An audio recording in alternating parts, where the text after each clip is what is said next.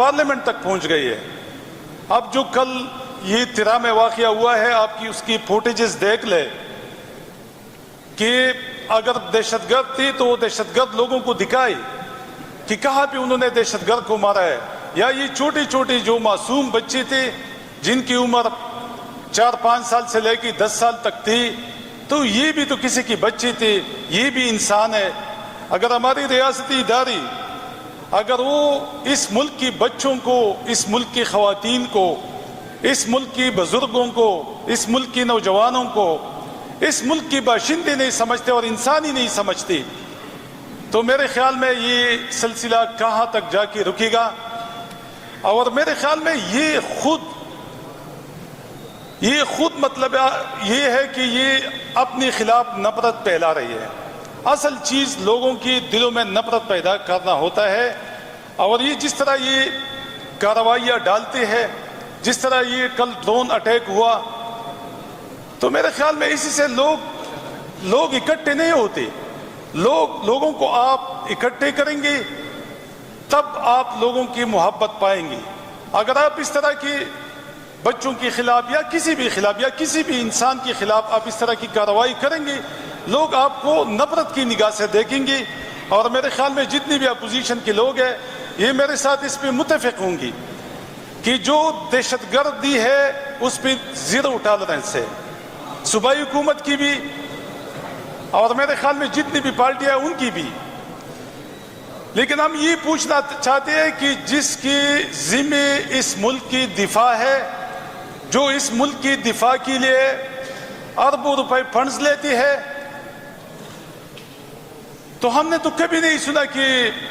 افغانستان کی بارڈر پہ یا ایران کی بارڈر پہ انہوں نے کسی دہشت گرد کو مارا ہے۔ تو میرے خیال میں نے پہلے بھی اسمبلی میں کہا تھا کہ یہ جو دفاع کے نام پہ ہماری چوکیدار لوگ ہیں،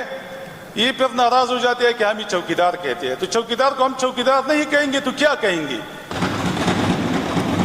تو میڈم سپیکر صاحبہ، یہ اس ملک کا المیہ بن رہا ہے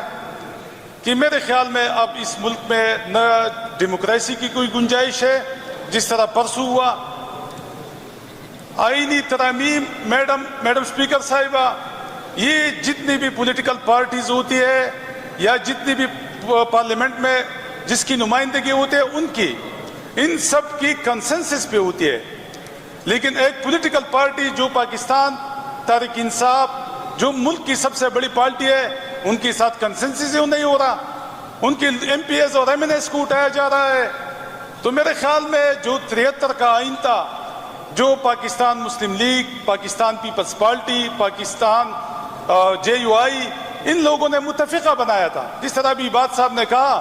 کہ شاید آپ کا جو پولیس ریفارمز تھی یا جو امینڈمنٹ تھی اس میں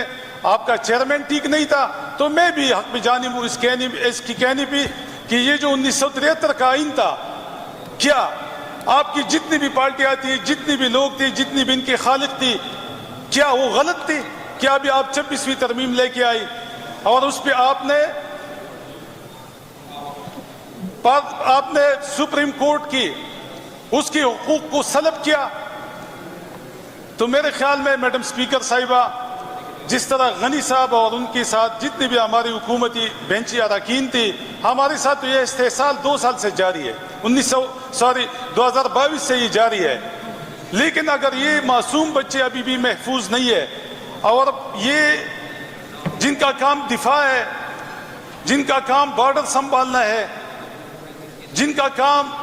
اس ملک کے ہر شہری کو تحفظ دینا ہے، اگر وہ اپنے کام سے غافل ہے اور وہ اپوزیشن کی MPs, MNAs اور سینیٹرز کو اٹھانے میں مشغول ہے، تو ملک کا دفاع کون کرے گا؟ اور اگر اس طرح کی مطلب ہے کہ بچوں پہ بمباریاں ہوتی ہے، تو میرے خیال میں اس ملک کا بنے گا کیا؟ اصل سوال یہی ہے۔ جو غنی اور اس کے ساتھ جتنی بھی قبائلی لوگ ہیں، انہوں نے جو علامتی واک آؤٹ کیا اور اپنا احتجاج ریکارڈ کیا، ہم بھی ان کے ساتھ ہے، لیکن میرے خیال میں ہمیں ابھی اس پہ سوچنا چاہیے۔ یہ اسمبلی جس طرح ابھی یہ کچھ جو ابھی مسئلہ آیا تھا یہ جرگہ والا، تو اس پہ ساری متفق ہو گئی، تو ہم نے بھی کہا کہ یار چلو چھوڑتے ہیں، جو پچھلی باتیں ہیں